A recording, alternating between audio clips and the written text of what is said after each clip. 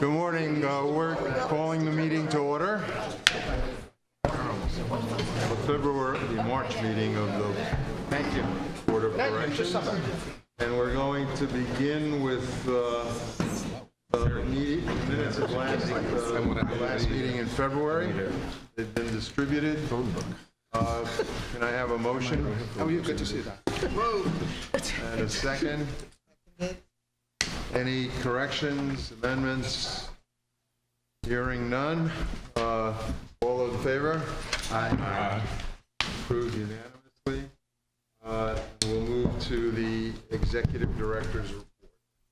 Thanks, Chair Bresnoff. I'd like to just make a few brief reports. The first is on our current rulemaking related to the Prison Rape Elimination Act and its associated standards. Our ad hoc committee is continuing its fact-finding, which means we're going to take a bit more time before we release a draft of the proposed rule. We expect that since we don't have a meeting in April, we will release that draft in May.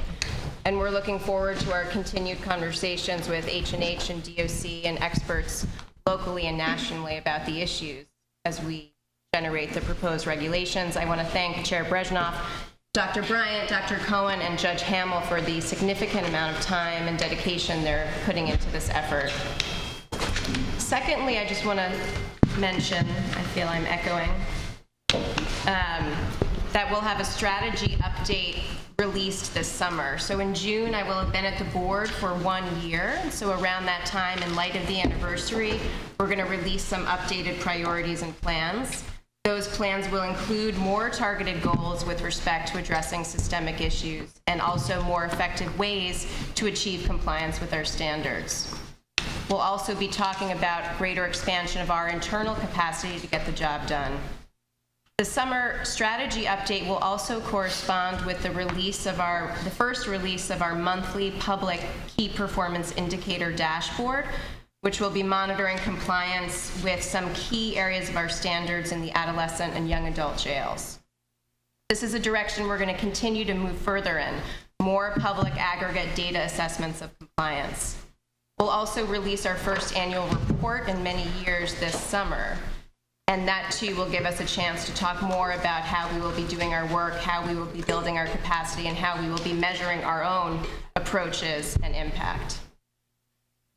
As a preview of the summer update, I can tell you that one of our goals will be to publish more frequent reports and studies.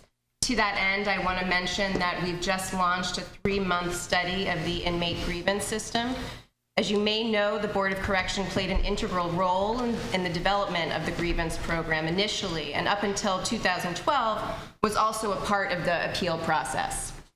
Since the grievance categories overlap a great deal with the Board of Correction standards, and since we and DOC and H&H spend a great deal of resources handling complaints also outside of the grievance system, we think this is a really important time to evaluate the operation of that system. As another preview of our summer update, we are slightly refocusing and orienting our public meetings to better concentrate on more varied sections of the standards and then compliance with our standards. We're also trying to better tie these meetings to the work that we're doing in the jails and to our observations in the jails. And I thank the board for recognizing the importance of these meetings and also meeting our own mandate.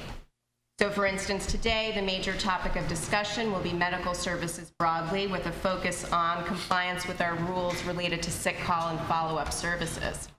Complaints about medical and health services have been our first or second most frequent complaint this year and last. We are also continuing a discussion of the implementation of uniforms, giving the department an opportunity to explain where the rollout is at, and also for the board to hear again how things are going. So we'll also be using these meetings, I hope, in some consistent ways to focus on issues over time and change over time. And lastly, we've started to redesign our website, and I know that may sound trivial, but we really do believe that it's our primary tool for sharing materials and also actions of the board. We're trying very hard to make our work more accessible and to better communicate our own work. just as we talk about transparency with DOC and H&H, we will also be increasing our internal transparency and better communicating how we do our work. And so the website's a crucial tool in this. I know there are people in this room that use the website. Probably you're the only people that use our website, so if you do have ideas about it, you should please bring those ideas to us. And that's all. I look forward to a more updated, detailed update in May or in June, and also to our discussions today. Thank you, Martha. Keeping in tune with the focus on most important issues, we have relied very heavily on Judge Hamill and the ad hoc Committee on Adolescents and Young Adults. Judge Hamill? Yes, good morning, everyone, and thank you, Martha. I just want to use this as an opportunity to thank Martha for really her extraordinary leadership at the Board of Correction. She's really building capacity. We've got fabulous staff, central office and field staff, which makes it easier for all of us to do our job. So thank you. Well, I've got some really good news today, and we met with Commissioner Pott and his team on Thursday, and I went out to the jails again on Friday. At GMDC, we've got nearly 600 young adults housed there now. 2 second chance units have opened. The portions that I saw were painted, they were bright, very calm. I think it might be the first time I was in GMDC where there weren't alarms going off and probe teams running around, so it was very calm. Definitely witnessed a significant cultural shift out at GMDC. Morale dramatically improved among the officers as well as the inmates, direct supervision of the inmates by the officers, so there's an engagement of the officers with the inmates. They're steady officers, they're trained, they really are buying in to Commissioner Pott and his young adult plan. There's incentives that are being used, so the officers get to weigh in on the behavior of the young adults, and this is happening at RNDC as well. And I just want to say this was no easy feat. Post-slashing of Officer Calderon in November, we know how challenging this must have been to bring about. So I really want to give tremendous credit to Commissioner Pott, Deputy Commissioner Saunders, Warden Lemon, Chief Collins, and Deputy Warden in Command of Operations Brantley, who've worked very hard to bring all this about. Commissioner Pott his team will be presenting an update on young adult, and they'll certainly give you more details, but what I can tell you right now is there's 3 alternatives to punitive segregation that are in the works. As I've said, they've already opened 2 second chance units. The True and Shoe Directive, which you've heard me talk a lot about, those directives are, if not actually finalized, being finalized, and there's command level orders now with much specificity at RNDC and GMDC. Significant improvement over the drafts that were circulated, and we know it took time to work out all the kinks in these units, incorporating most of the Board of Correction concerns as well as the advocates. Our field staff and central office staff will be closely following the implementation of these alternatives to punitive seg to ensure compliance with the board standards as well as the commissioner's own policy. My understanding is True is scheduled to open sometime in mid-March. And again, they are training the officers. They're providing steady officers who know the young people that are in their housing units, and many more of the escort posts have been filled. There is a secure unit, which DOC will talk about today, that's in development. It's my understanding it will be outside of GMDC. It appears that Commissioner Pott and his team will need a variance from the Board of Correction if the specifics remain the same, which is a 10-hour lockout versus a 14-hour lockout. Since we don't have an April board meeting, that would mean a variance would need to be presented to us well in advance of the May. So all the advocates and partners can weigh in before the board makes that determination. I'm pleased to see that there's plans for due process in the secure unit, unlike True and Shoe.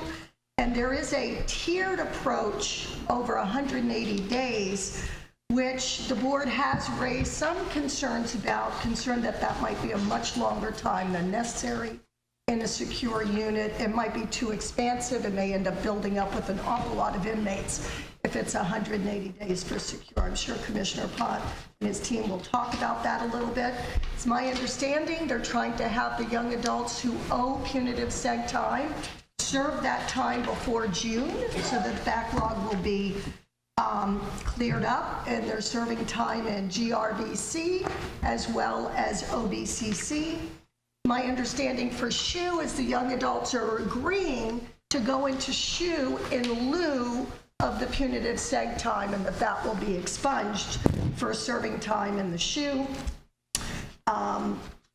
From what I can tell, Commissioner Pott and his team appear to be on target to meet the dates of the variances that we have granted.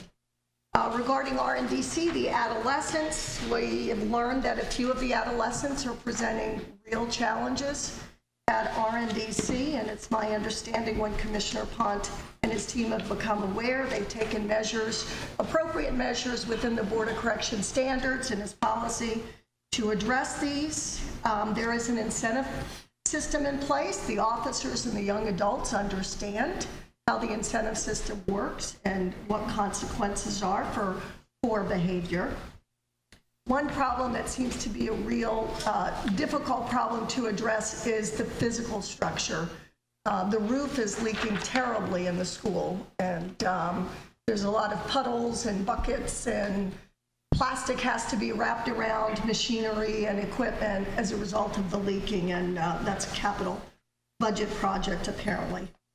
Rose M. Singer, you hear me talk a lot about the young men because they have presented the most challenges.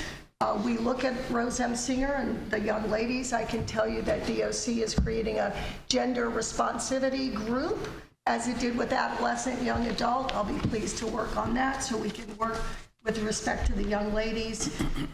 And as you know, we're in the midst of fact-finding on PREA. Obviously, that's about sexual violence. So we're looking very closely at all the jails, but certainly particularly closely at Rose M. Singer.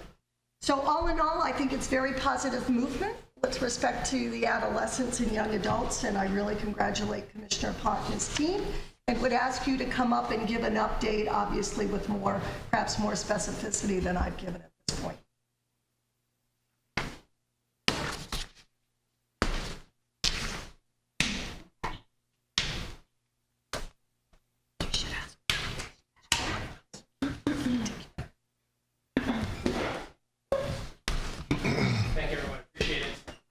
Just to give an update, as Judge mentioned, there were currently around 983 in custody. 60% of those moved to the facilities, including the MTC for young adults and also city sentenced to the MTC. There were roughly around 400 left from other facilities throughout the entire system, and moving towards the 400 that are to be moved. About half of those roughly are high class, so we'll take that a bit slowly just to make sure that we can fully use our classification and housing system and make sure that the mixes are appropriate, which are a huge part of our strategy to kind of minimize violence throughout the facility.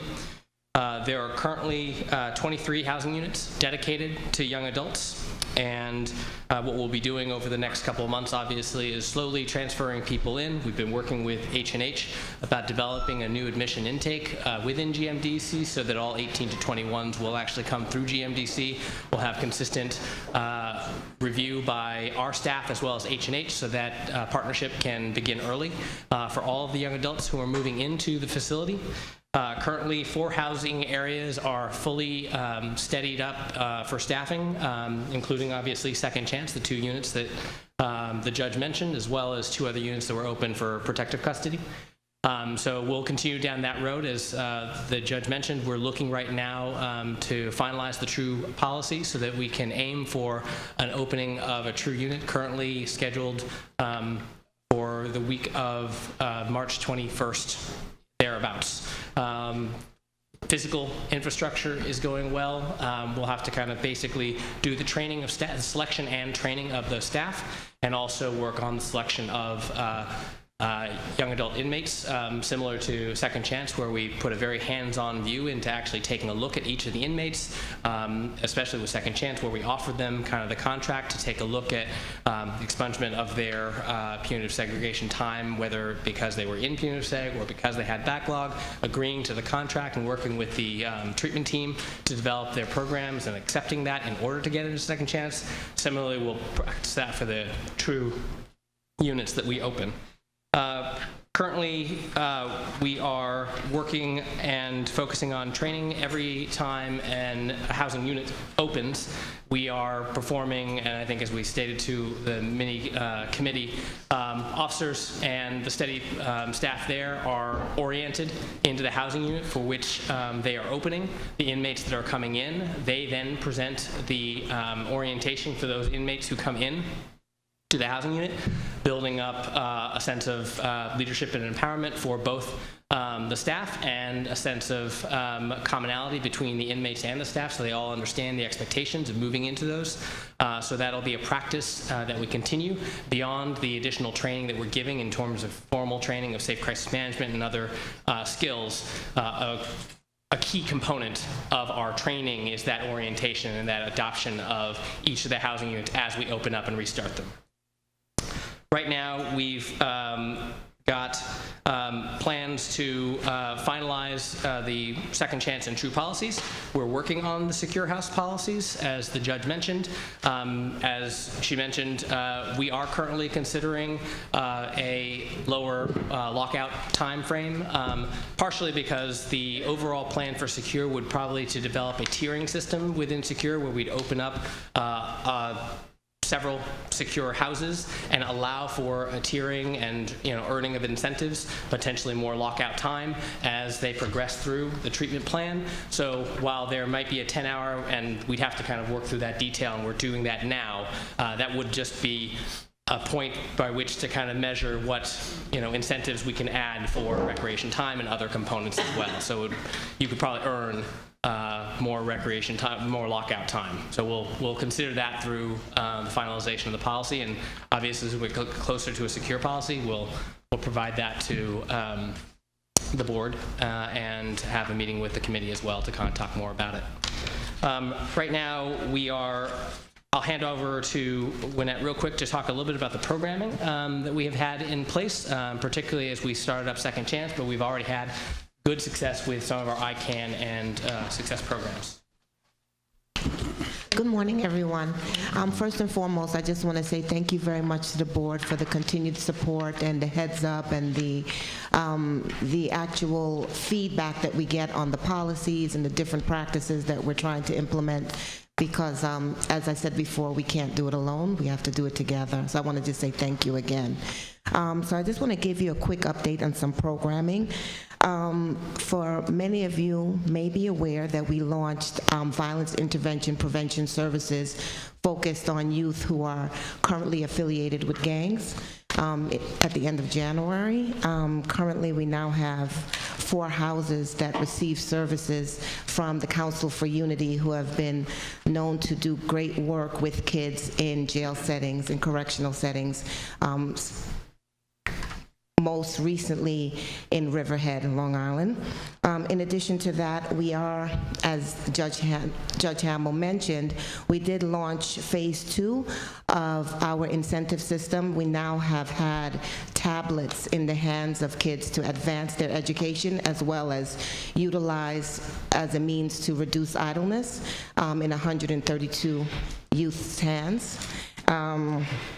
We've also expanded some training that really focus on cognitive behavioral interventions, kind of like a foundational training for officers in GMDC and staff. Right now, we've also integrated interactive journaling training for a select few staff that are going to actually be doing some of these activities with our young men in GMDC and our young ladies in Rose M. Singer, as well as our young people in RNDC. We're in the process now of Right now, we are in the midst of awaiting signatures for both of our MOUs so we could expand horticultural programming as well as workforce development. That is something we're very excited about, where we can increase industry-recognized credentials and exposure to different different vocational trades, including electrical, plumbing, computer literacy, and different things of that nature. I hope to give a more full update once the MOUs are signed and we get to see if the young people have taken advantage of the opportunities.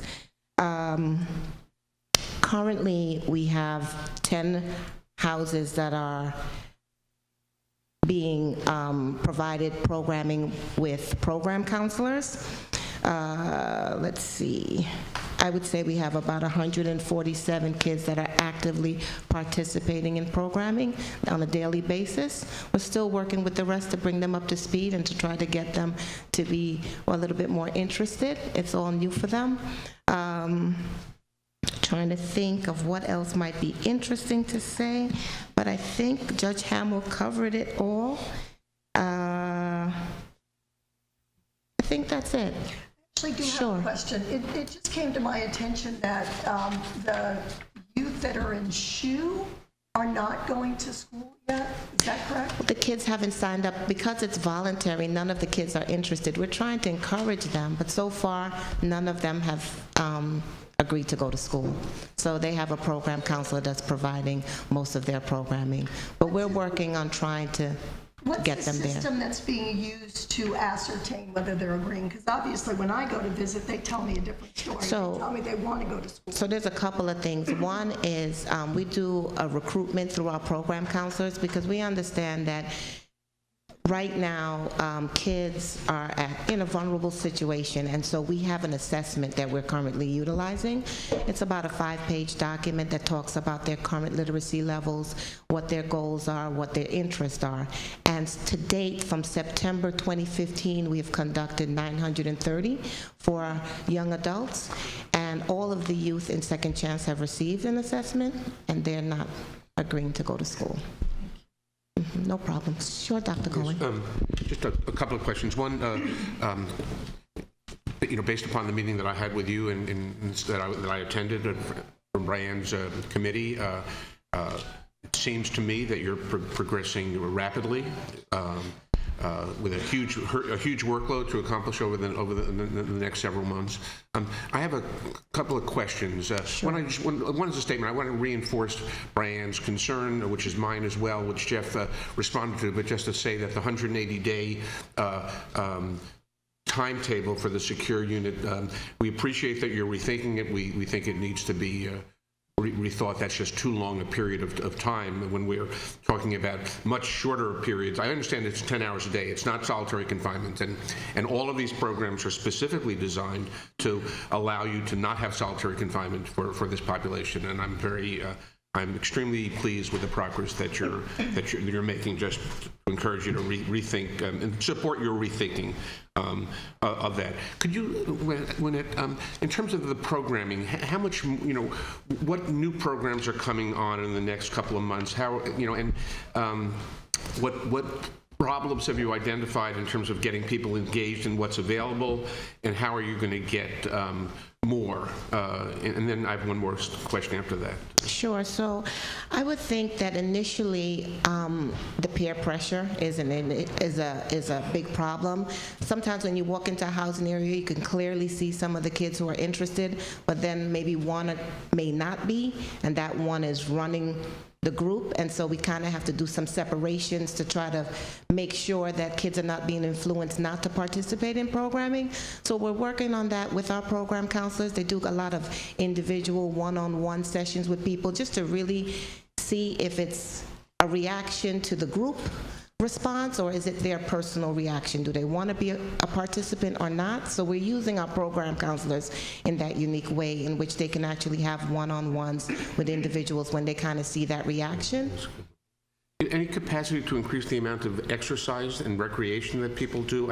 Looking at, as I see going through in my house, looking at 18, 19 through 21-year-olds, sports is something they need to We Yeah. all need to do more, but So- particularly. So are you providing more than an hour a day of large muscle exercise for these people, or do you have plans to do that? Yeah, we do. So much like what we did in RNDC, you know how we created the indoor and outdoor recreation spaces? We're looking to see how we can do the same over in GMDC, but we're also looking to hire a recreation coordinator so that we can have somebody that's just focused on recreation and a little bit more structured.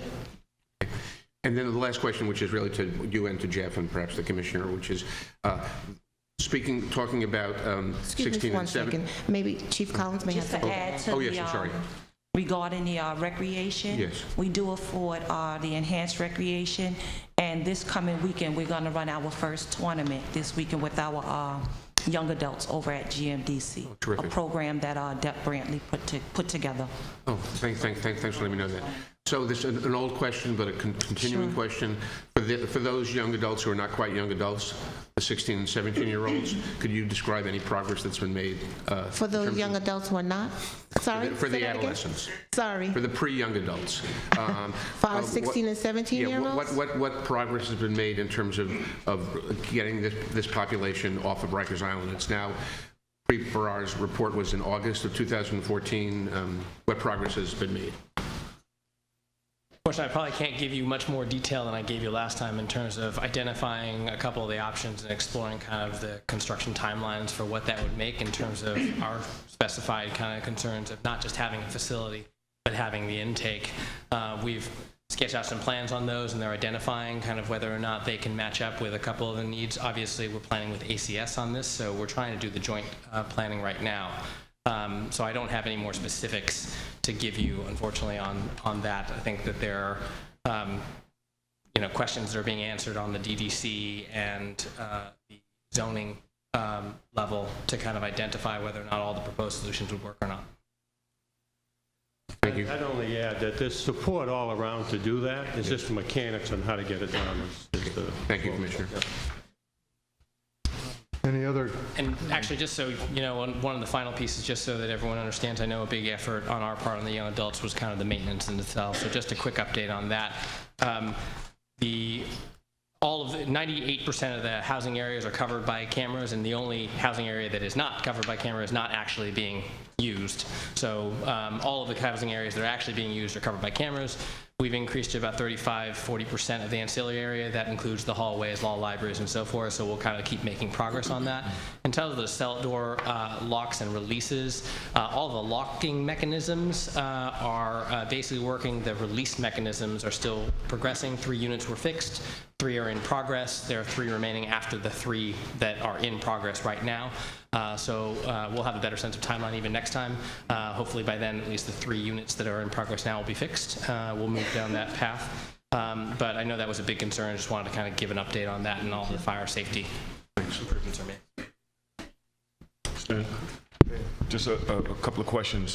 What percentage of the young adult staffing are, the housing areas are staffed by steady officers? And what percentage of them are trained? And what's your plan moving forward to get everybody trained up and to have steady officers? And my final question is, how do you select the officers for the young adult? So, Chief, we're about 95% steady for the young adult houses that are currently in existence. And I actually have, we're about 62% trained up in safe crisis management.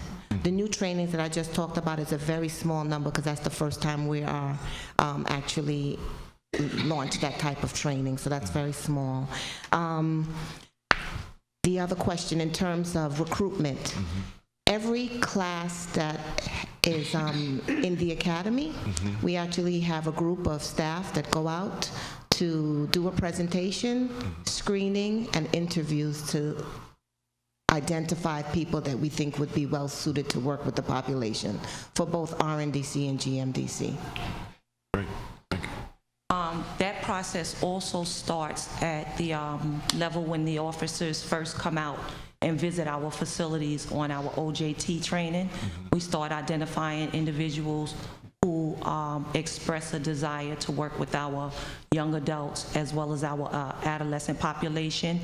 and then we follow up. We actually go out to the academy, the wardens of the facilities, along with the deputy wardens and myself, and we actually go out and we follow up on the individuals who express the desire to work in our facility when they come in for OJT, and then we do a screening process at the academy.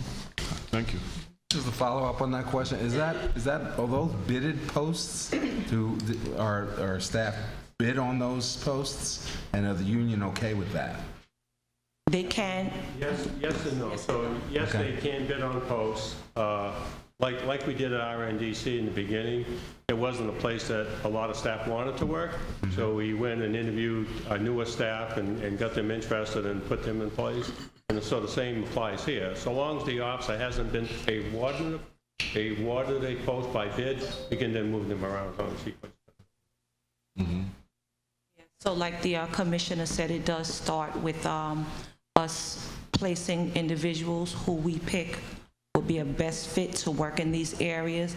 But then what happens is after we start bringing these areas up, of course, other individuals want us to now post the post because now it's becoming a preferred assignment, so. Good for you. Good for you, Chief. Congratulations. Any additional questions? Anything additional, Commissioner, you want to note? No, I just like to thank Judge Hamill. I mean, the amount of work to turn this facility in a few months from where we were to what it is today just takes a huge amount of work on the command, Warden Lemon and Brantley and Chief Collins. It is a different place today. Much work left to do, but a lot of work on these guys. So I thank you for your comments. Appreciate it. My pleasure, thank you. Thank you, Commissioner. We have one other item on the agenda from the department. Why don't we move to that, which is on a compliance update from the department on uniforms?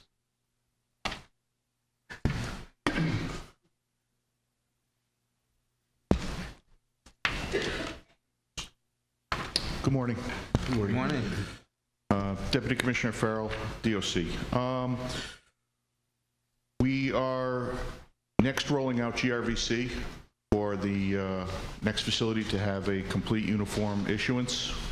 As you know, we did RNSC, RNDC, and Brooklyn late last year. We have received a substantial order from Corecraft, which is permitting us to go forward again with the process. We plan on continuing the DOC minimum standard of 3 uniform pants, 3 uniform shirts, and 1 sweatshirt as our minimum standard.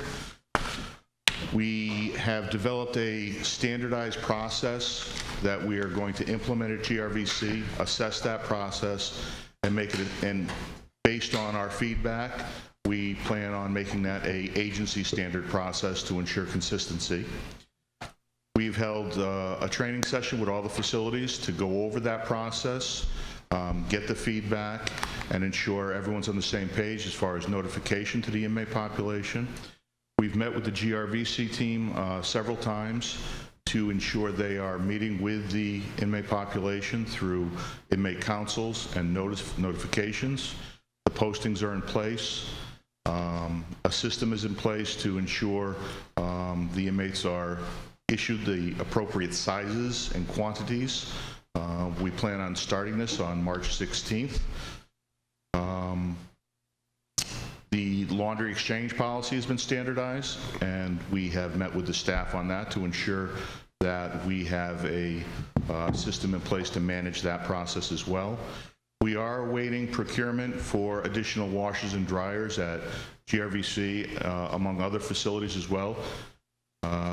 We have been informed that by the end of May, we have a shipment due to come in for GRVC for the units themselves. They'll be on unit at GRVC. They have the infrastructure to be able to manage that. So that will also make it a little bit easier and more efficient for inmates to launder their own uniforms right on unit without having to go forward using a centralized laundry process. We plan on rolling into GMDC as the next facility, kind of coincide with the complete rollout of the young adult plan to have that process in place. and then we plan on moving into AMKC, and that's all conditional on the feedback and the assessments we get from our GRVC plan. And we've also developed, working with our OPC unit, to develop an auditing tool to periodically audit those facilities to ensure compliance. Commissioner Stan. Yeah, please. Commissioner, thanks for coming today. The nice weather, everybody's being nice to each other today. It's really nice. The last time I think you came to talk to us, we spoke to you about some of the concerns that some of the advocates had brought up with regard to unsentenced folks going back and forth to jail. Have you resolved that at this time? We are maintaining the policy of inmates who go to court for routine court appearances will go in, if they are in institutional uniforms, will go in those institutional uniforms. Those inmates on trial, jury selection, grand jury, or anything related to a trial appearance will have the option to change into street clothes, civilian suit, whatever their choice is. What we've done to try and alleviate some concerns, albeit it won't solve every concern, but I have met with the My Property coordinator, and I've given direction to the commands at each of the court commands to establish a supply, a clothes box, if you will, at each court command, and to maintain a clean set of inventory of street clothing, so those inmates who do get released directly from court will have the option, and those court commands have been instructed to permit those inmates who are being released to turn in their institutional uniform and leave the court in some form of civilian or street attire. I'm only one member here. That's not what I think is required here. I just want to speak for myself and say that you got to keep working on it. That's not implemented, right? That's something you work. Is it implemented? Do you have that set up now? It's in the process. Some commands have a set of clothes, others do not, and we're in the process of ensuring all of them do. And it's my understanding, based on the BOC minimum standards, trial clothing is the only appearance that is mandated for those inmates to appear in civilian clothing. And we are holding to that. Yes, sir. Go ahead. Yeah, well, the department is not limited to mandates, so you could provide people going to any kind of hearing, as I would, advise my clients if I were a lawyer to wear civilian clothes. I hope you consider that, or the board urges you to do that. I have a specific question regarding the clothing that prisoners at the Bellevue Hospital unit have. When they go to court. I know the board has been told in the past by lawyers for the prisoners that when they attend their hearings, the reason many of these men and women are there is to have hearings about their refusal of forced medication, and the court decides whether they must or must not receive forced medication for their mental illness. That it was the case that these prisoners were only able to attend their hearings in their pajamas because no clothing was available to them. I know that the department was made aware of this situation. Could you update us on the current situation there? Yes. What we did was I communicated with Bellevue Hospital Command, and those inmates will be afforded basically in either an inmate uniform or sweatpants and sweatshirt to ensure that they are not appearing in pajamas or hospital gowns or anything like that. Is that happening now? Yes, it is. As far as, yes. I've met with, I think we spoke with Martha on that subject matter several weeks ago, and I believe that problem has been rectified. Thank you. One point, I want to thank DC Farrell, who really did step into the void here to fix this problem. And I know it came to our attention fairly recently, but I know it's been a long-standing problem. It seemed like it should be an easy solution. You made it one, so thank you. I have one other question about the status of the medical footwear policy. The medical footwear we are reviewing. I believe we are still in the review process of suitable footwear that meets both our security standards and it accommodates the medical needs of the inmates.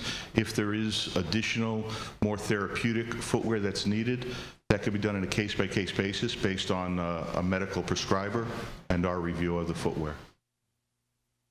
No expected date for completion. I know H&H is here too, and you're working with them on it. I could follow up on that and get back to you, Martha. We've been bedeviled by this question of clothing for court appearances for a long time. On the one hand, the obvious desirability of having civilian clothing for individuals interacting with the court system in any circumstance is clearly desirable. As we've understood it, though, in a general way, that clear, desirable approach runs into the logistical complexities of running the system. But rather than keep this as a discussion of the positions in a generalized, never resolved way, I'm going to ask the staff to sit down with the department and get a very clear understanding of the logistical impediments and imperatives and see if we can help figure out an approach that is more aligned with the desirable set of circumstances. So let's talk about it some more. I think that's terrific. And also, I don't want to lose the fact that what you're doing is about safety. I don't want to lose the fact that what you're doing is about ensuring folks being safe. Yeah. You understand what my concerns are? I understand. Okay, thank you very much.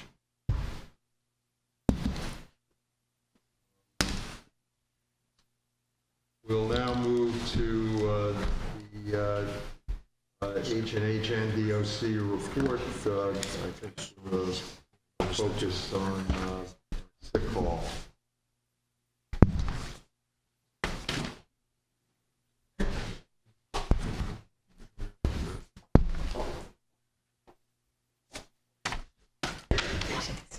They just turned it on.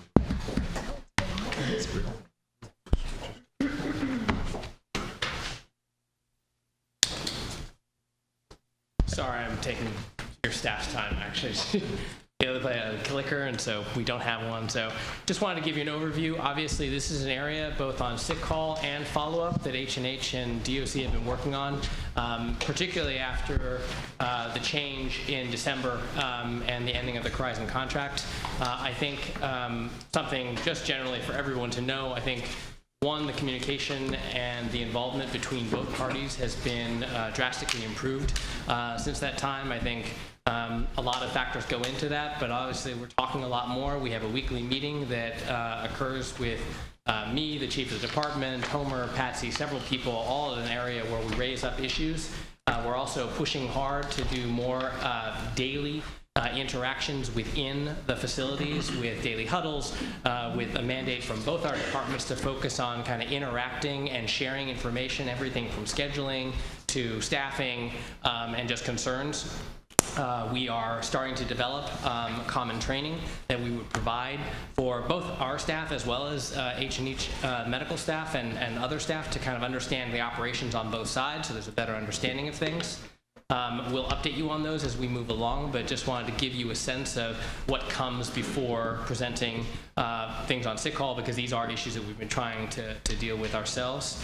So in general, we recognize up front that improvements can be made to both the provision of sick call and follow-up visits. Those are both issues that have come up in our weekly meetings, and I think we've got good ways forward on both. Collaboratively, we've been trying to assess the actual factors contributing to both the production and the clinical services concerns, and we want to make sure that improvements can be made not just system-wide, but probably focus on facility by facility, given the different populations, the different physical structures, and the different staffing concerns that we have in each of those. From a historical perspective, I think it's important to note, obviously, that sick call is provided on a daily basis, department-wide in every facility and housing area. Inmates request sick call, and when requested, are produced to clinic for appointments with a medical provider. That is separate from follow-ups, where follow-ups are kind of requested by medical providers, and inmates are scheduled for production. There seems to be kind of separate problems on both. I want to highlight that. Facility security concerns in terms of alarms and lockdowns impact the production for both, particularly for follow-ups, but also sometimes for sick call. DOC and H&H scheduling practices currently are not aligned. We don't share data and scheduling practices, and that's a huge effort by both the Commissioner and Dr. Raju to kind of get a bit more connected on the scheduling practices. And also we have services and program conflicts, and we hope that actually not just on a staffing level, but an actual daily programming level, we can fix that. For example, an inmate may have a choice between going to law library, commissary, or sick call, and that is a choice that sometimes means that they'll forego one of those. It doesn't, I won't assume which one, but those are conflicts that we hope to avoid if we can better schedule some of these with H&H staff. And then staffing shortages on both our sides in terms of really identifying, one, on a daily basis, if someone doesn't come in, do we know, and are we just kind of going down that same route without actually taking into consideration whether or not we have issues on the DOC side or H&H side? So ultimately, we understand that there are system changes and data sharing issues and staffing coordinating issues that we have to address, and we're starting to do that now. I think to highlight some of these challenges for all of you is we made strides in our joint planning. These are some of the concerns that did rise up, and we understand we need to better coordinate our scheduling and staffing across all the facilities, but also specific to each facility. So we understand exactly what the programming schedules of the facilities are, what the medical staffing are, what the needs of the population are, and kind of work through that on a facility-by-facility basis, which we started in our weekly meetings.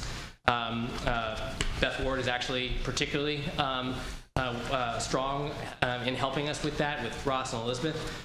Years of reduction in the staffing levels on the DOC side and our switch from moving to an escorted movement with the change in population within DOC also have created escort deficiencies in some places, particularly with specialized housing units, but that isn't the case everywhere, just in some of the areas. And obviously physical plant structures. We have been working with H&H to identify locations throughout the facilities, maybe where mini clinics can be created so that original clinic space identified in some of our facilities won't limit kind of the movement, because particularly in a place like AMKC, you've got to walk quite a bit of distance to escort patients to the clinic, where if we create mini clinics closer to special population housing, that would help response. Jeff, excuse me.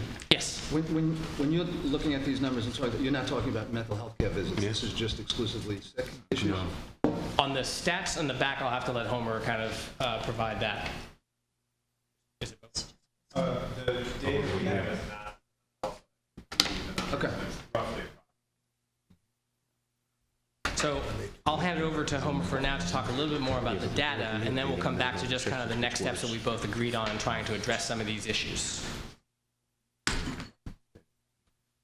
Sure, good morning. So I think we have presented data here in the past that reflect both difficulty in accessing patients and providing them the care we want to, and also successes in mitigating that. I think we have a slide on follow-up visits. There we go.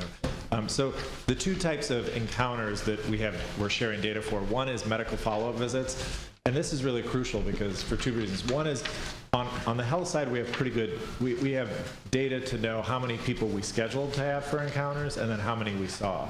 Now, we're not very good about if people don't show up, why they don't show up, because there's a lot of information that the health staff don't have. But if you just look at the bar, the first bar, the tall bar that is AMKC, what you can see is that the total number of encounters scheduled is high, but that a lot of those were not seen, right? That the blue part of that, which is who did we see, is quite small. If you go over a few to EMTC, you see just the opposite, in a facility where most of the people they schedule, they end up seeing in these for medical follow-up encounters. That reflects a lot of things. There's a lot of complexity that goes into it. But the two facilities we presented these successes for in the past here at this very meeting are EMTC and GMDC, where the health staff and the security staff in those buildings have come together to share data, to come up with common lists, some of the things we've talked about, the tried and true methods to make sure that when we schedule somebody for an appointment, we can see them. I think that AMKC in particular, every time we look at a production number, so mental health, the mental health numbers for AMKC would look the same or maybe even worse. So the AMKC is a building where we know we have far too much demand for services when we compare it to the services we can actually supply or provide. And I would argue that the mental health issues, Jeff said a moment ago that people make choices, right? So they may go to the law library, they may do stuff, right? I would argue that we should be more zealous about the mental health care. we are, in the mental health, in AMKC, I can tell you every day we have staff that are looking for patients that they haven't found or that are trying to get them to their encounters. I think that one of the problems with this mismatch, and this mismatch between the scheduled and the seen, develops over time. It's a backlog, and as Jeff referenced, there have been changes in how the facilities run over the last several years. We haven't really acknowledged those changes. So go into escorted movement, putting in more specialized houses, having more security responses, all of these things contribute to the disconnect between scheduled and seen rates. And so we have come up with ad hoc responses over the years. So we have staff that we have doctors, MDs that spend most of their day rescheduling. And the reason they're doing it is because they're terrified about missing the patient that's very sick, that could get sick or die if they don't get to encounters. So that is a misuse of doctor, right? If you go to most jails, they're lucky to have a doctor for a few hours a week. In our jails, we have doctors just doing that because we're so terrified about who we're missing. Yeah. Well, I agree with Michael about the concern for the mental health patients. I think what you're pointing out, rightfully so, is that there are medically ill patients that are just as at risk. So it's the specificity that we can hone in on people who need to be there, and we need to get them there. And I think that's the goal. And I think we have it right there. It's across the board. Right, and if you look at EMTC in particular, this is a facility where they've come together, and what they figured out is how to give a reasonable list so that because the security staff and the health staff are on the same page and they share information, you can see that in that facility, we don't ask for a list that's 5 times bigger than we're ever going to get, right? So we don't make an unreasonable ask of corrections. Corrections has a reasonable amount of people to produce, and they're able to do that, and then they have a much smaller group of people to go find for the follow-up. And importantly, what you don't have is you don't have this ballooning of the backlog of patients that haven't been seen. I think we discussed this yesterday, which is AMKC is carrying, you called it a debt, but it's a deficit of people that are not making it there that cloud the situation. It compounds it. It makes it more hard to ferret out who needs to be seen. That's right. Because undoubtedly there is a cohort in there that doesn't need to be seen, doesn't want to be seen, and is choosing not to come. But that is, you're carrying them forward. They just never come. That's right. That needs to be cleaned out. And so we've had, we can reference at the end, but we've had some great starts to the discussion with you all, in particular yesterday, about how can we start using the same data, sharing information to get at that. We know how to address these problems, but we need to do it together, and they need to be systems level approaches. We could take a look at the next slide, the sick call slide. Or sorry, I guess it's before it. So the sick call numbers, in this domain, we're actually a little bit less confident about our numbers, because with sick call, all we know is the number of people who come. So we don't know the denominator of who wanted to come. So in some jail systems, you might have kiosks that electronically record every time somebody says, I want to go. Or you could have an old school approach like a sick call box where people put a slip in themselves and those are collected. In our system, really, we don't know that denominator. So we know the numerator of how much work we do. The sick call work, a lot of it, as you referenced, Dr. Safier, doesn't really need to be addressed by a doctor or a PA. A lot of and we've started to do this with, Jeff referenced Elizabeth Ward, our new Director of Operations, who can hold her hand up over there. So she has a great staff of administrators who are actually able to handle some of the, like a request about where are my glasses, right? A lot of times people will put in a sick call request, even though that can be handled by, as an administrative process. So separating out the wheat from the chaff in terms of sick call encounters is important, but also addressing the medical follow-up lets us handle acuities. People will turn to sick call if they don't feel like they get access to their medical follow-ups. In extreme circumstances, and this is just learned normal survival behavior, people will turn to sick call because they'll, if somebody misses 2 or 3 encounters for diabetes or hypertension or whatever the concern is, they're going to have to turn to sick call also. So the better we do with the follow-ups, I think the better we can separate out the true medical sick call encounters from a lot of the noise that you referenced. But doesn't the department, an inmate has to sign up for sick call, right? So there's a mechanism to document who's requesting it. Has DOC shared that with HHC so you know what the denominator is? I'll let Jeff answer. My experiences over the years, that system is not a reliable process that lets us every day aggregate who wanted sick call and who got it. Yeah, and exactly right. We've been working with the group right now to kind of figure out exactly how to do that, particularly as some of the suggestions have been raised on kind of a tiering system on sick call and triaging. We would be able to kind of identify tier 1, tier 2, tier 3. We won't go into that right now only because we're developing kind of what that policy might mean, but that would also allow us to actually have the forms ready to kind of fill that out and allow for better sharing at a system level between H&H and DOC, which doesn't happen very well right now. I would suggest that it's much more malign than you're describing at the present time. The previous contract with Corizon allowed for the department to say it was compliant with sick call if one person from every housing area was seen on a daily basis. It is ridiculous, I would say, as a term of a scientific term, for the health department, for H&H, not to know the names of everyone who signed up for sick call that day, which is the case.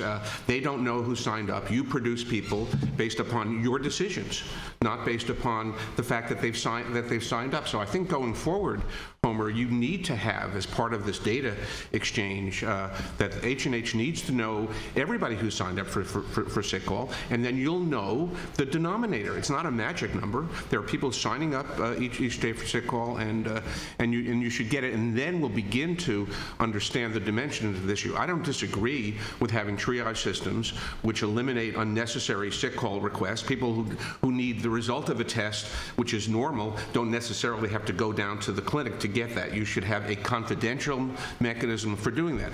People who would be buying foot powder on the street, but can't provide in your commissary, could be provided by nursing staff without having to go to sick call. But you should know. And the fact that you don't know is a question I've raised to you for the past 6 years. It has everything to do with Corizon's failure to care. I would say you were monitoring them, but Corizon not pushing you, Jeff, the department, to obtain the list. I don't think you can function as a medical provider if you don't know who is seeking access to your care. That's a comment, and I hope you can do better on that one. Could you tell us what the major problems are right now? I'll just list the problems as I see it in terms of the medical and the issue in terms of mental health, which I think is equally important. The number of lockdowns in AMKC, the number of hours of prisoners who did not have access to anything because they were locked down went up 50% in February versus January. It's gone up a lot over time. The number of facility lockdowns has increased dramatically over time. The elimination of escorts, which have happened over the past, preceded you, but is not ancient history. It's even within my memory, which doesn't go back that far. The fact that you do not have currently a system of patients who say, I don't want to go to sick call, refusing, so you don't even know why, and people who may not have refused are not saying, I have not refused. and whether practitioners are not available, whether escorts are not available, whether transportation is not available for other problems. It seems to me, how are you going to evaluate the importance of all these things going forward?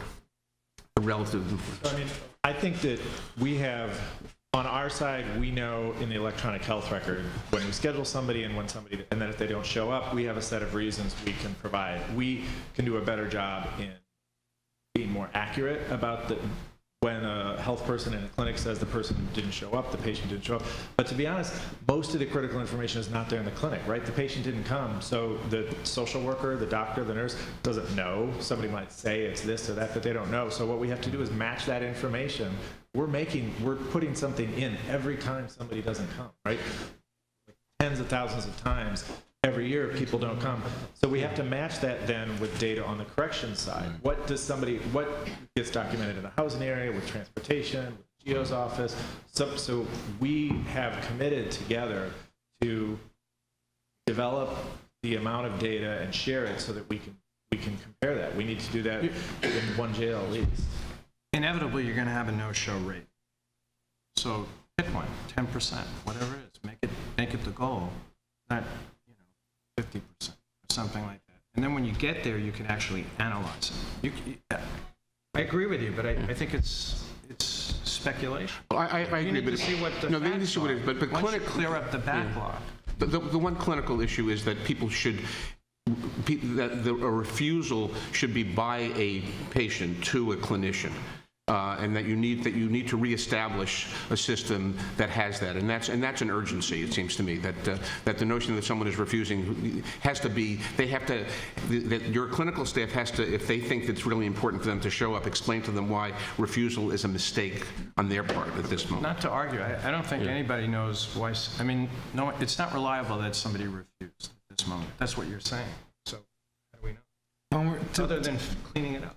To what extent have you looked at, as a department, to actually have like a triage team go to the unit itself, to the building, and have them evaluate on site? It seems to me, I mean, just being new to this, you're talking about escorting and bringing, that's a lot of time and resources that you're expending on staff, and a lot of energy, and for some of the people not to show up.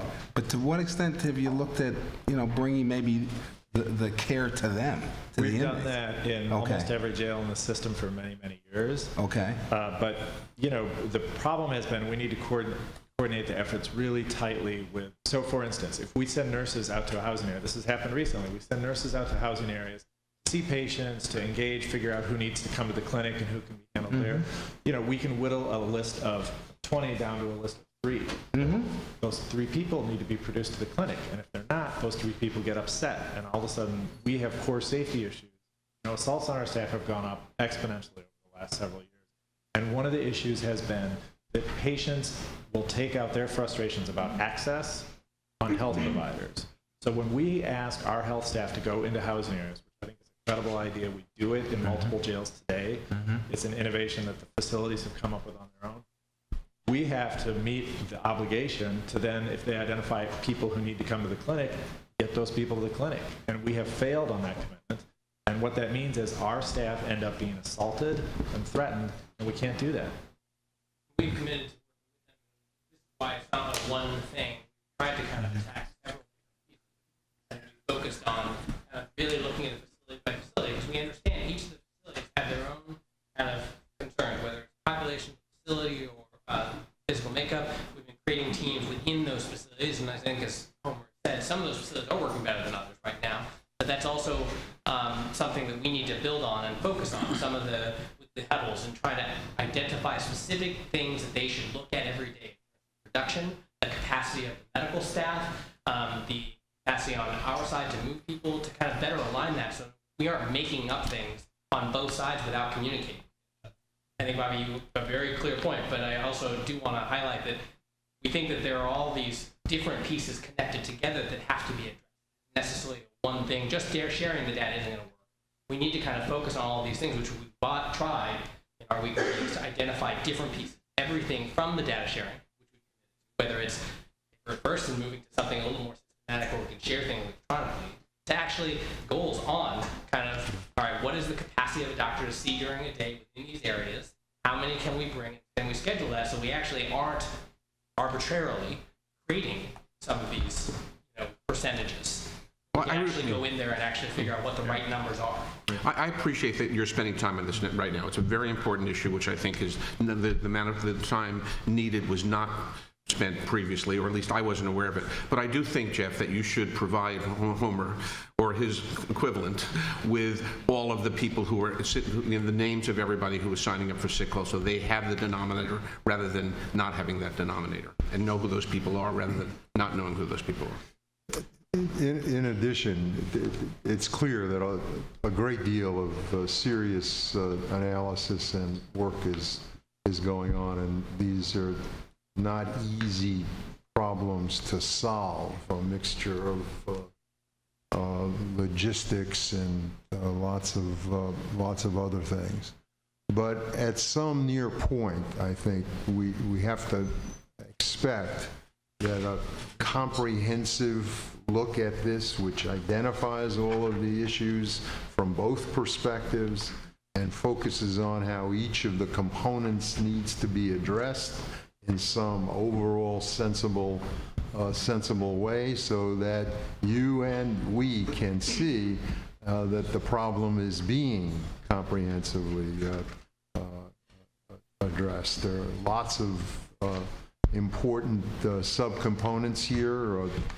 Dr. Cohn alluded to one, just basic information about who we're talking about each day, but there's a lot that you have alluded to, and I would not presume to try and meetings like this fashion ideas and approaches, but that's what you need to do, and at some point you and we need to see that there is a comprehensive approach to dealing with the problems.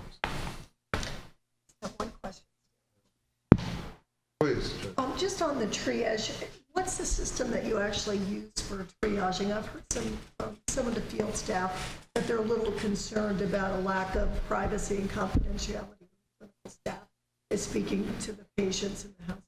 So the standard for sick call generally is people sign up for sick call and they're produced to the clinic and they have an encounter in the clinic. What we have tried in a few facilities is to identify places in housing areas where staff could come out. So BCBC is a good example where we've actually had relatively high-level staff, like PAs, can go out to the housing areas. There are rooms in those housing areas, I don't know if you're familiar with them, but where you can sit and have a private conversation. What about at Rosie's? That's where I understand there's been some problems in terms of lack of confidentiality. It takes place in the day room with the other inmates.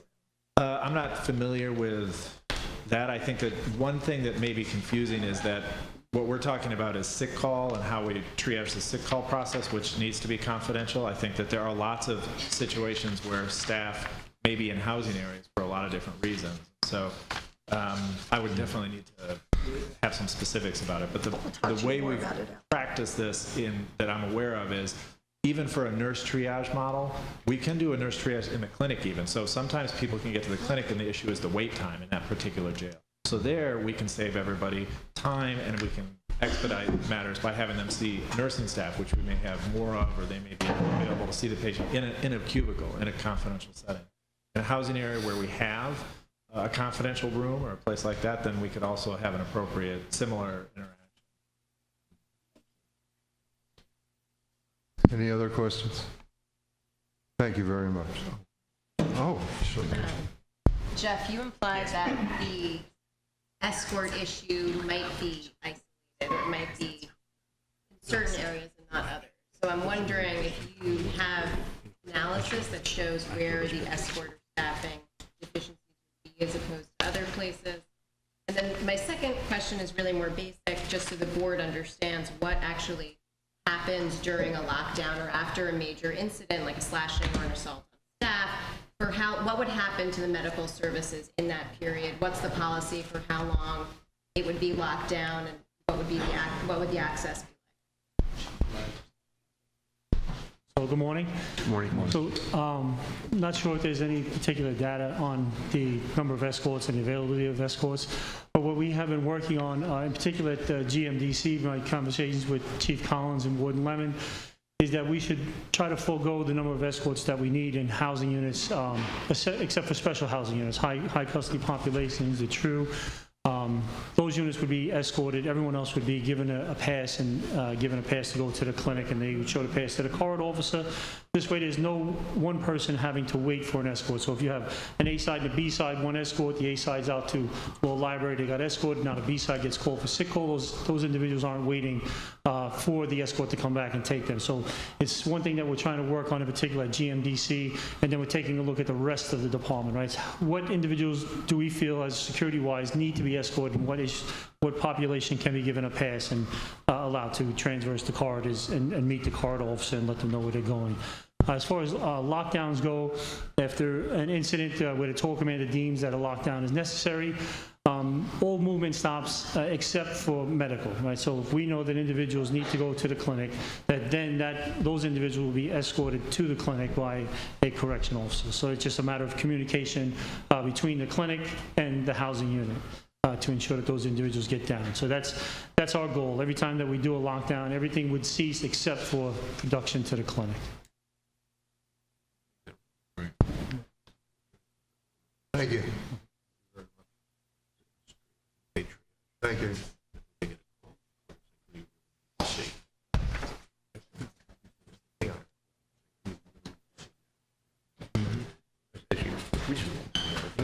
But it's not the same. We're going to move to the public comment period. Step back down a little bit.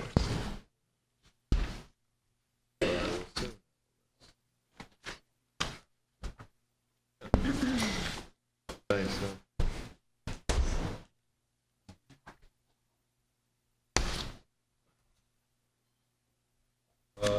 Dale Wilner? Wilker, Mr. Chairman. Okay, thank you. From Legal Aid. Good morning, Chairman Brezhnev, members of the board, Dr. Venters. I'm Dale Wilker. I'm a staff attorney at the Legal Aid Society Prisoners' Rights Project, where I've worked on medical care issues, among other things, since 1984. We at the Prisoners' Rights Project receive, I would say, hundreds of complaints about medical care, particularly access to medical care, every month. And we transmit those reports now via email to the Board of Correction staff, as well as to the supervisors of the healthcare management, in the past Horizon and CHS, now just CHS, and where security issues are implicated, to the Department of Correction as well. I'd like to talk just very briefly about access to sick call, and then some other particular issues that we have noticed as patterns from the number of complaints that we receive. But before I say that, I would like to emphasize that the Board of Corrections minimum health care standards have the potential for providing really excellent health care, even in a problematic and controlled system as the jails, if followed and enforced. It's obviously that in any human endeavor, if things don't always go as the rules might state they should, but if they did, access to sick call and other things would be not the problems we've seen on these charts. Sick call access under the board standards, as you know, is on demand. Inmates really have the option of either signing up for sick call or going when they request it, when they need it. So it's not necessarily limited by a sick call sheet. But inmates consistently report to us difficulty getting to both daily and emergency sick call. This obviously is a dangerous failing that could result in very difficult and potentially tragic events, as we've seen already, if the inmate is seriously ill and cannot get prompt treatment. Despite the board rules, inmates have complained to us about various restrictions over the years. At the Anna M. Cross Center, which has been highlighted, that does seem to be the major source of complaints that we've received. Some of the recent complaints include something that sounds like a crude quota system.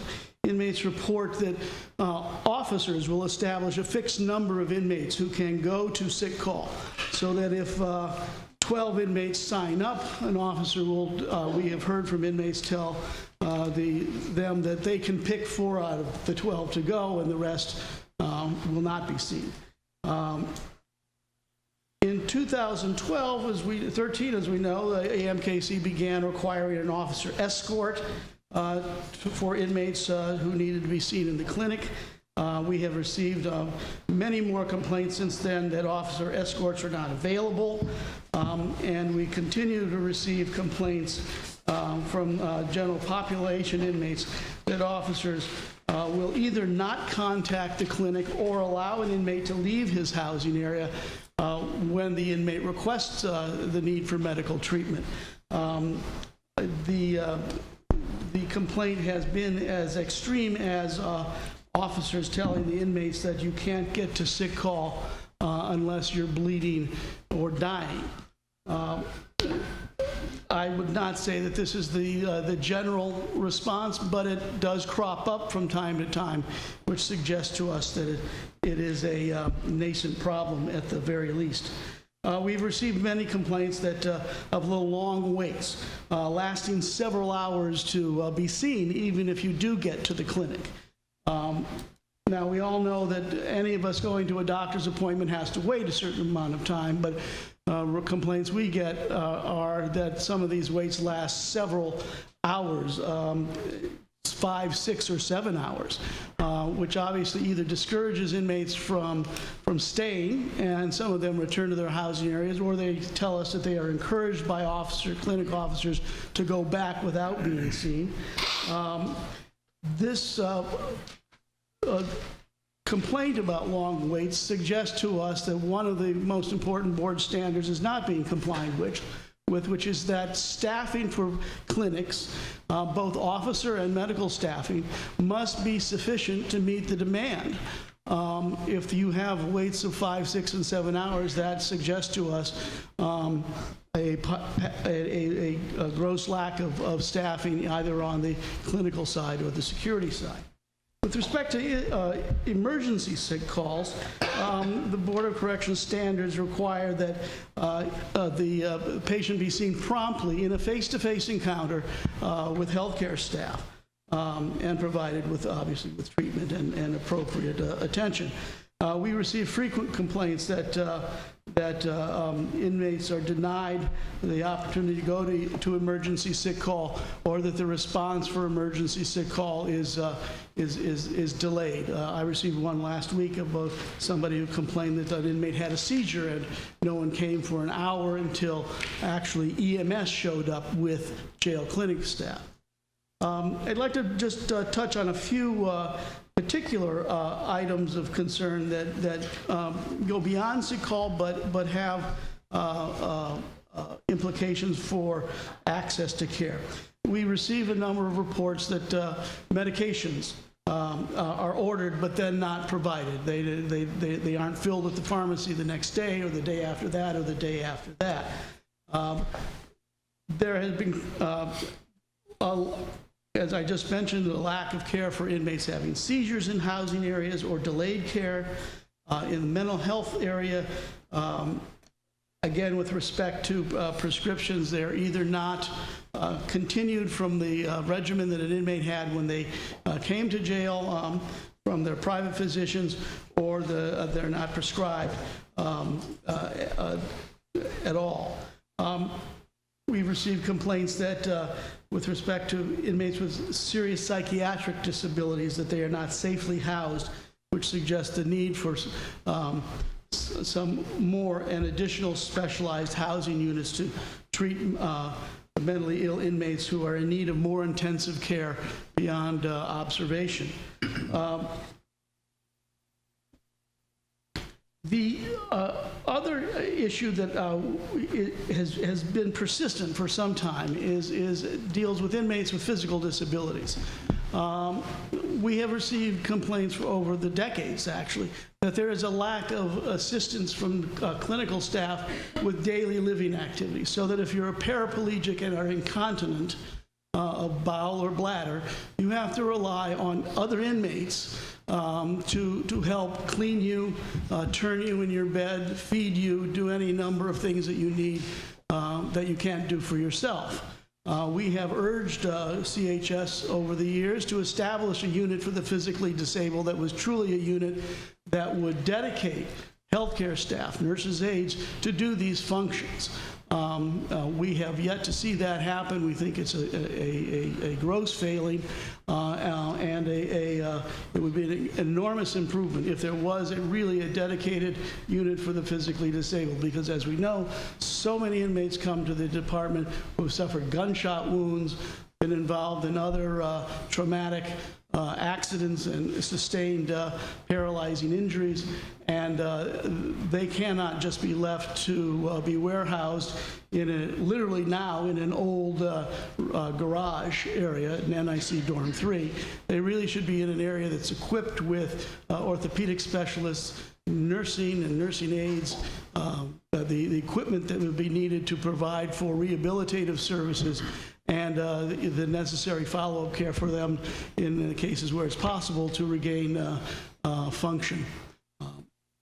I'm available to take any questions that you might have at this time, but that concludes my remarks.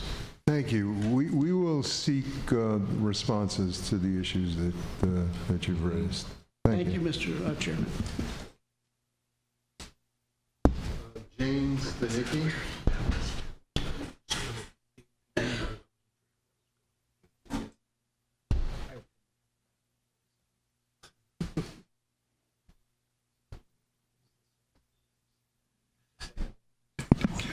Yes, Judge, there are women at Rikers. I'm Jane Stanicki, representing the organization Our Children. For the last decade, I've been going to Rose M. Singer on a weekly basis, and among my other stops is the nursery. Today, I want to call your attention to what appears to be a stalemate between two city agencies, one of them DOC. For a bit of background, the application process for admission to the nursery at Singer is defined in a DOC document titled Command Level Order. An interesting militaristic title for a nursery, but that's what it is. To fulfill the command level order, an ACS report is required, indicating whether the mother has had an ACS history of involvement, such as, quote, conclusive findings, or, quote, indicated reports, or, quote, pending investigation. Each of these involving alleged child abuse or neglect. And obviously, that's important, a woman's history, because the nursery is confined quarters. There are other mothers and infants there. So the report is important. A month ago, when I inquired about an application to the nursery, I was told ACS was now supplying only very general, essentially unhelpful information, no information, and phrases such as, quote, inadequate guardianship, quote, as the only listed item on the report. No details, no supporting information, and nothing on which a decision could be made as to whether the woman should be in the nursery. When we asked the advocacy office at ACS about this, we were told they would provide nothing more, and further, that they have been waiting 1 year for a memorandum of understanding from DOC, and it has not been forthcoming as of a week ago. With no way to confirm this, I take them at their word, which is why I'm here. Clearly, something is very, very wrong. The nursery exists to give mother and infant the best possible opportunity to bond during that critical first year. And now there's no decision on which DOC can make that, and it's their own people who are holding it up. So the command level order says, quote, "All determinations are based on the best interests of the child." Well, if we have a spitting match between two agencies, the best interests of the child are not being considered. Clearly, the roadblock has nothing to do with that, and I would hope that the board can resolve this. It's even a greater pity when, for the first time in years, we have at Singer a skilled and committed nursery manager and a warden who really cares about everything that happens at the institution, at the facility. So I call upon the board to try to get this situation resolved, because applications for the nursery are coming in constantly. It's also impossible to predict when a woman might be admitted to Rikers and be 6 or 7 months pregnant. Thank you. Stan, I'd like to actually have an update from the Department of Correction for the next board meeting on this. I know this is something the board had looked at. It was my first year on the board, and I was very concerned that the nursery was not being appropriately utilized, but I think it's worth looking at it again in light of your comments. What has happened, we did raise this issue a couple of years ago, and the denial issue is now being worked on pretty successfully. There are very few denials. However, that was based on information that ACS was willing to give DOC in order for the warden and assistant wardens to make a decision. If ACS isn't going to be forthcoming with a reasonable amount of detail, it's really difficult to make those decisions. ACS can actually take an infant from Elmhurst Hospital. And yet, if they're not going to supply information for the women to go into the nursery, this is really painful. I'd be happy to get involved. I certainly know ACS very well.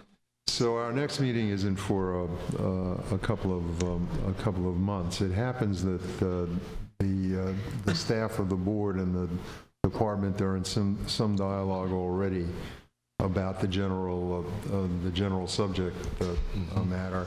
I'm going to ask that be accelerated and intensified, and see if we can't share some information before the next board meeting, but indeed have a public update at that board meeting. Thank you. Thank you, and we're available anytime. Thank you. Adrienne Isaacson.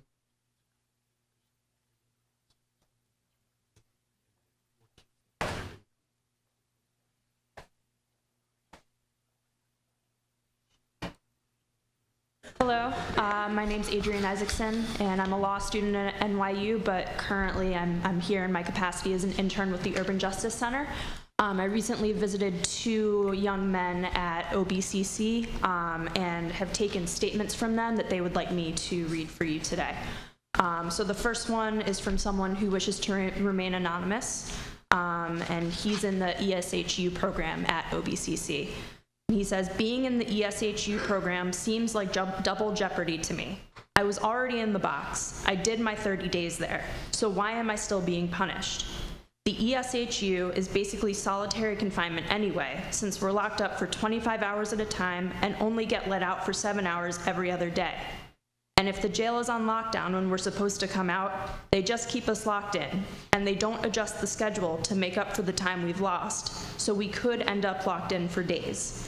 There's no point in appealing any of it, since your appeal papers just go back to the same person who put you in there.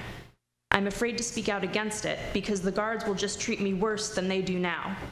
The COs already don't care about us. You call for a CO, and they ignore you for hours sometimes.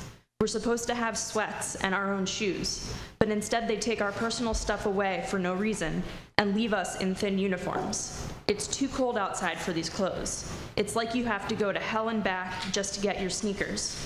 But if you get on their bad side, they won't just ignore you. They'll hurt you. I'm afraid of this one CO.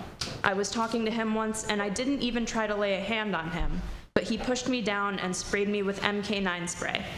He sprayed me so much that I had an asthma attack. And I was in a neck brace at the time, but he didn't care. I just don't feel safe here. You never know what they're going to do.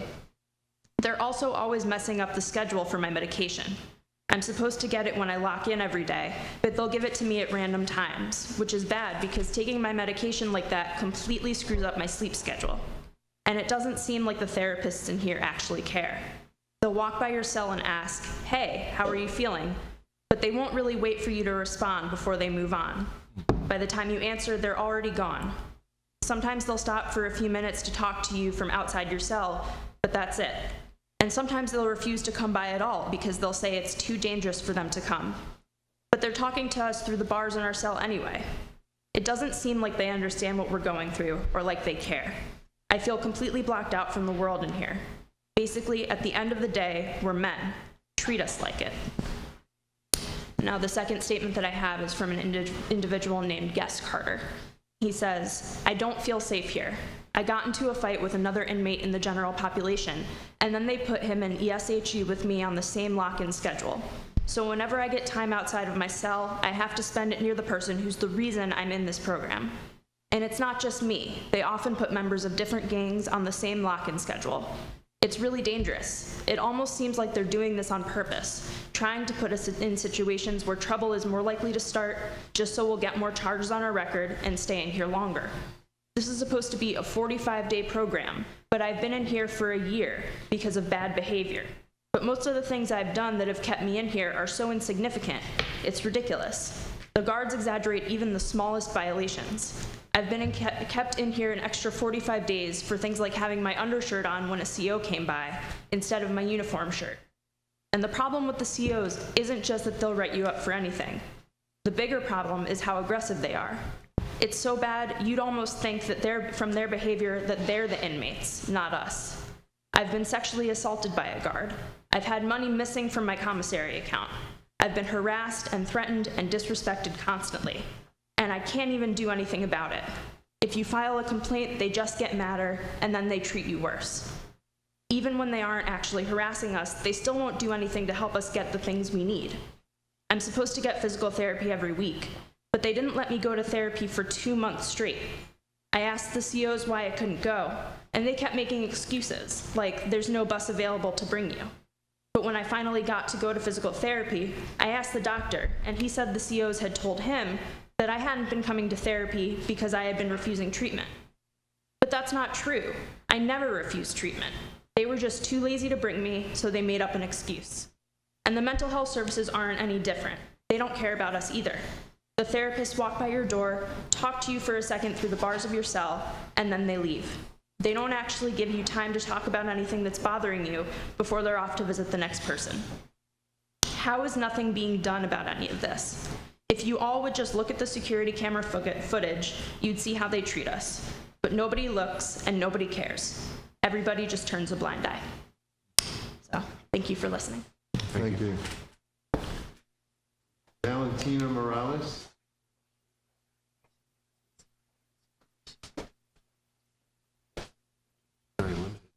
Good morning. My name is Valentina Morales. I am a regional supervisor for the Mental Hygiene Legal Service. My staff and I represent the men who are committed to the psychiatric service at Bellevue Hospital Center, the Forensic Psychiatric Service. And I wanted to thank the board, and I wanted to thank the Department of Corrections, and I wanted to thank especially the Deputy Warden of the Bellevue Command for responding to our complaint regarding court clothing.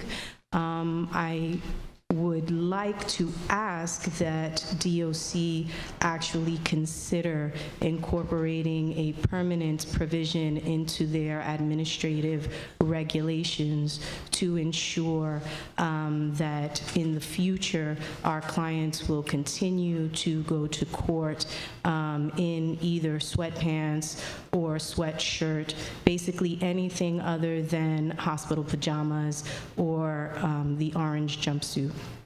When discussing this with the Deputy Warden of the Bellevue Command, it came to my attention actually how little both people at the Department of Corrections and perhaps the board itself knows about the men who are committed to the psychiatric unit at Bellevue Hospital and what we do in our capacity for them. So I just wanted to take a couple of seconds to explain why it's so important for us that they have appropriate court clothing.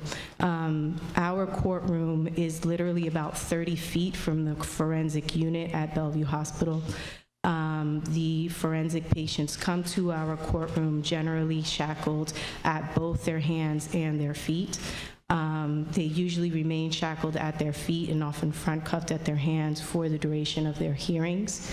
Although our proceedings are sealed proceedings under the mental hygiene law, our courtroom is an open courtroom. So there are individuals from the public who are welcome to sit in our courtroom. There are other people from Bellevue Hospital and other hospitals whose cases are heard at our court. So there are actually people in our small courtroom during the proceedings.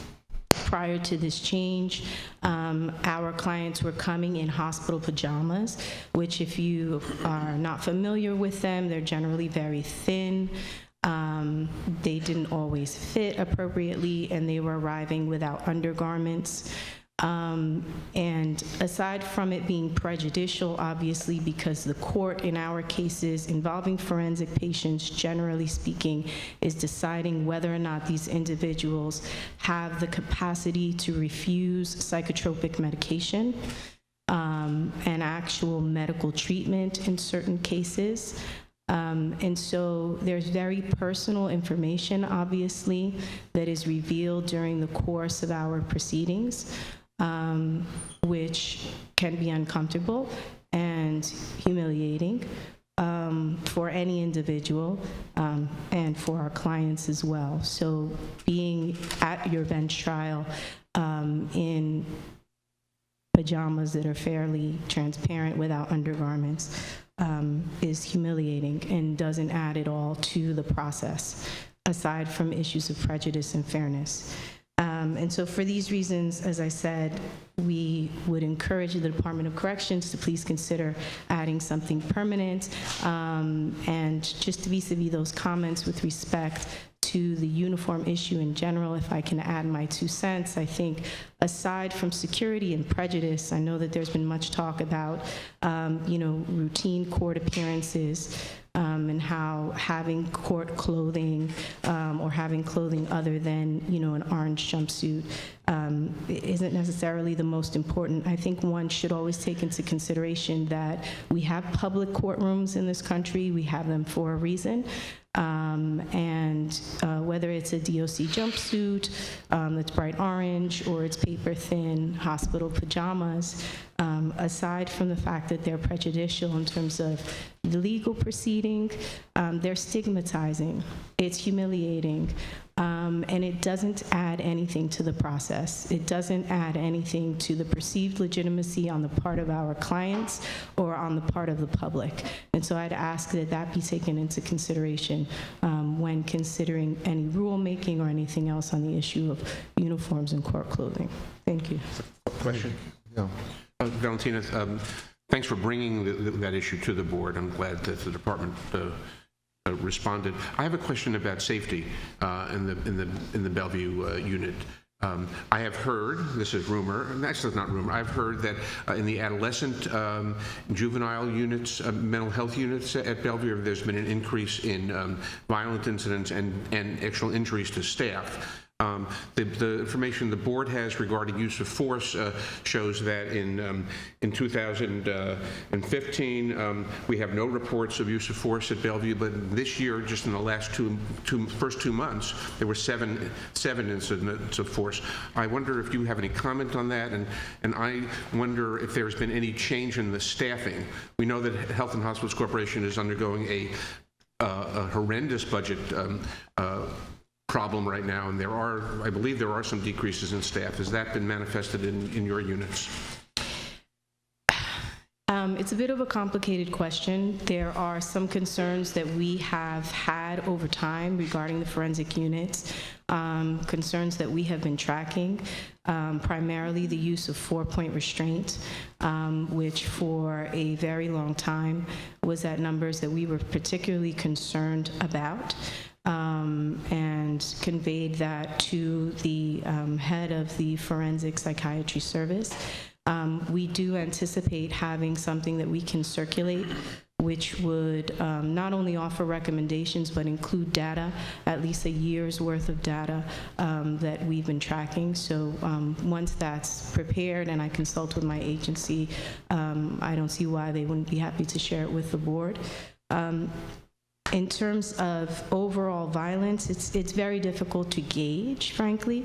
There are a number of factors that go into, I think, the dynamic on the individual units. We've always been concerned, both in the civilian units and obviously on the forensic units, about staffing ratios. They are very important. They definitely contribute not only to the safety of the individuals there, but also the safety of the staff. I think the board is aware, I believe I made a public comment some time ago, that in 2014, we actually had a remarkable incident of violence on the forensic unit. We filed a complaint with a number of state oversight agencies, including the Justice Center. The difficulty with the forensic unit, I think, is that there are a number of administrative agencies that converge on that unit. And it often makes reporting incidents or actually getting an agency, an oversight agency, to take action on an incident incredibly difficult. For example, in that 2014 incident, which was recorded on videotape, ultimately resulted in very severe injuries for the patient. And despite the fact that we made a complaint about that incident and sought assistance from local police authorities to file a criminal complaint on behalf of our client, we're still awaiting the results of that complaint and a final determination by the Justice Center. And that was February 2014, and as you know, it's March of 2016. And that was a fairly clear-cut case of a very excessive use of force. Although not by someone who worked for DOC, but rather someone employed by the Health and Hospitals Corporation. So I think overall, we remain concerned that when there are, in fact, incidents of violence, that not enough is being done to step in and either hold someone accountable, which is very important considering that many of our clients who at times are floridly psychotic, if they happen to assault someone who works on a civilian unit, they are promptly arrested and transferred to the forensic unit, where basically there's just a continuation of their mental health care, only now they're in the never-ending abyss of fitness to proceed and are facing criminal allegations. And if the same can't be true for people who perpetrate violence against them, then obviously we feel like there's a problem. Thank you. Thank you. That concludes our public comment period. Any additional business that board members wish to pursue? If not, let's consider the meeting adjourned. Thank you.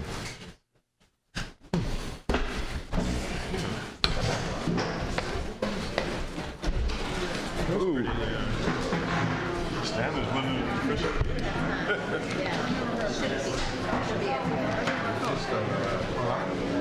Yeah, yeah.